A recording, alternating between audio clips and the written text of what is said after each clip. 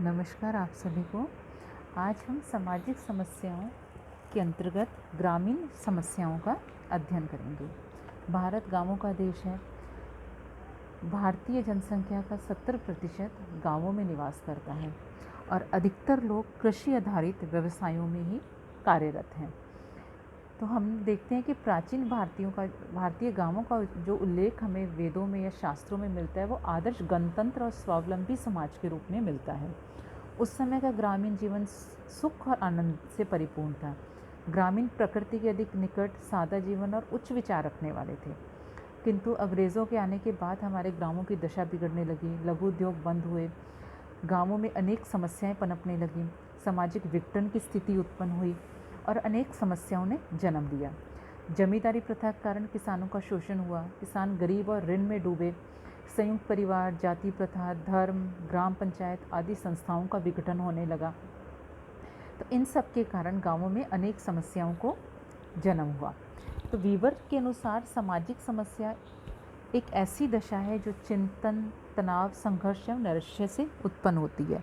तो हम देखते हैं कि जब ग्रामीण जीवन में नैराश्य, चिंता उत्पन्न होने लगी, ग्रामीण सामाजिक संस्थाओं का विघटन होने लगा, तो ग्रामीण जीवन में या ग्रामों में हमें अनेक समस्याएं देखने को मिली। तो इन समस्याओं में हम देखें तो प्रथम जो प्रमुख हमारे भारतीय गाँवों में जो समस्या पाई जाती है वह ऋणग्रस्तता की समस्या। ऋणग्रस्तता क्या है? तो गांवों में जो हम देखते हैं कि प्रमुख गंभीर समस्या ऋणग्रस्तता की है।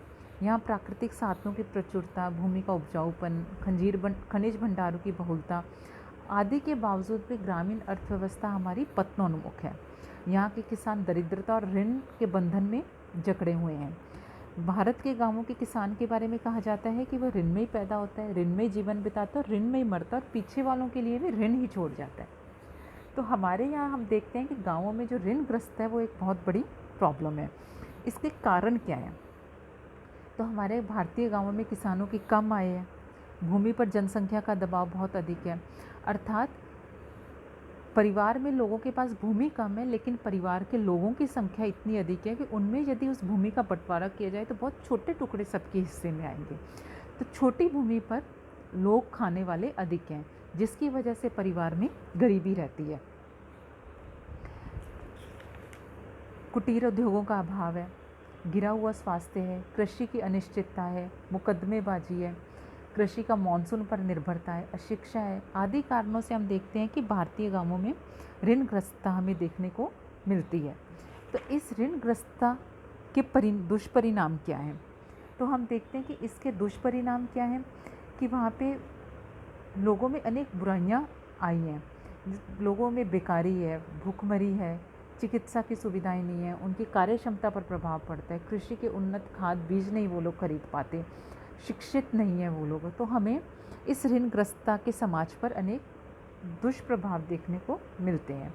समय समय पर सरकारों द्वारा भी इसे दूर करने के प्रयास किए गए, परंतु फिर भी गाँवों में ऋणग्रस्तता एक बहुत बड़ी समस्या है। दूसरी समस्या हम बेकारी की समस्या देखते हैं गाँवों में। बेकारी क्या है? बेकारी को यदि हम परिभाषित करें तो हम इसके अर्थ के रूप में देखेंगे कि पीगू के अनुसार बेकारी उन विभिन्न शब्दों में से एक है जिनका साधारण व्यक्ति प्रयोग करते हैं तथा जिसका साधारण अर्थ लगभग सभी जानते हैं, परंतु ठीक व्याख्या करना कठिन है। इसी तरह फेयरचाइल्ड ने लिखा है कि सामान्य दशाओं तथा सामान्य वेतन दर पर व्यक्ति को बलपूर्वक और अनैच्छिक रूप से वेतन के काम से अलग कर देने की स्थिति ही बेकारी है।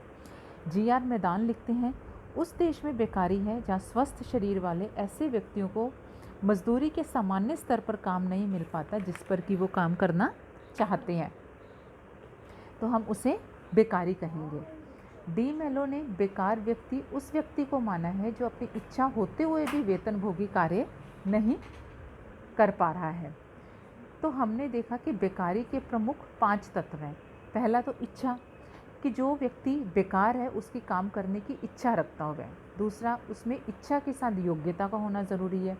थर्ड, व्यक्ति में कार्य करने की इच्छा और योग्यता ही पर्याप्त नहीं है, वरन उसके द्वारा कार्य पाने के लिए प्रयत्न भी किया जाना आवश्यक है। फोर्थ, आर्थिक उद्देश्य, व्यक्ति द्वारा काम करने का उद्देश्य धन अर्जन होना चाहिए। पांचवा, योग्यता के अनुसार पूर्ण कार्य, कि एक व्यक्ति को जिस कार्य एवं पद के लिए वह योग्य है से कम कार्य एवं पद प्राप्त है और इस आधार पर प्राप्त होने वाली आय भी कम है, तो हम उसे पूर्ण रोजगारी प्राप्त व्यक्ति ना कहकर आंशिक रोजगार प्राप्त व्यक्ति कहेंगे। जैसे एक डॉक्टर को कंपाउंडर तथा इंजीनियर को ओवरसीयर के पद पर काम करना पड़े और उसी के अनुरूप उन्हें वेतन मिले, तो इस स्थिति को हम आंशिक बेकारी की स्थिति ही कहेंगे। तो हम सरल शब्दों में यदि बेकारी को स्पष्ट करना चाहें या परिभाषित करना चाहें तो हम कहेंगे कि बेकारी वह दशा है जिसमें एक व्यक्ति को काम करने की इच्छा रखने एवं अर्थोपार्जन करने हेतु प्रयत्न करने पर भी पूर्ण रोजगार प्राप्त न हो। अन्य शब्दों में बेकारी वह अवस्था है जिसमें शारीरिक दृष्टि से स्वस्थ एवं समर्थ व्यक्ति को जो कार्य करने की इच्छा रखता है, प्रचलित मजदूरी दर पर काम नहीं मिलता, तो वह बेकारी कहलाती है। अब बेकारी के प्रकार मौसमी और आकस्मिक बेकारी है, प्रौद्योगिकी बेकारी है, अस्थायी बेकारी है, घर्षण बेकारी है, चक्रीय बेकारी है, अर्ध बेकारी है, ऐच्छिक बेकारी है, छिपी बेकारी है, शिक्षित बेकारी है और संरचनात्मक बेकारी है। बेकारी के कारणों पर यदि हम प्रकाश डालें तो हम देखेंगे कि बेकारी के व्यक्तिगत कारण है, अव्यक्तिगत कारण है, कृषि की पिछड़ी दशा, कृषि के मानसून पर निर्भरता, उद्योगों का केंद्रीकरण, औद्योगिकीकरण, कुटीर उद्योगों का पतन, दोषपूर्ण शिक्षा प्रणाली, मौसमी उतार चढ़ाव, पूंजी की कमी, सरकारी नीतियां आदि बेकारी के कारण हैं। यदि हम इसके दुष्प्रभावों की बात करें तो बेकारी के दुष्प्रभाव हैं व्यक्तिक विघटन एवं बेकारी एवं स्वास्थ्य, बेकारी एवं पारिवारिक विघटन, कि जो व्यक्ति बेकार है, अगर परिवार में बेकारी अधिक है तो उसका पारिवारिक विघटन होगा। सामाजिक विघटन को प्रोत्साहन देती है। बेकारी के आर्थिक प्रभाव है, बेकारी से नैतिक पतन होता है। इसके मनोवैज्ञानिक प्रभाव भी हैं। बेकारी को दूर करने के लिए अनेक उपाय भी किए गए हैं, सरकार द्वारा अनेक योजनाएं बनाई गई हैं, परंतु फिर भी बेकारी की समस्या हमारे गाँवों में मौजूद है। इसके अलावा हम गाँवों में गरीबी की समस्या को देखते हैं। गरीबी की समस्या को दूर करने के लिए सरकार के द्वारा समय समय पर अनेक कार्यक्रम भी चलाए जाते हैं। इसके अलावा मद्यपान की समस्या, अस्पृश्यता की समस्या है जो कि हमें गाँवों में देखने को मिलती है।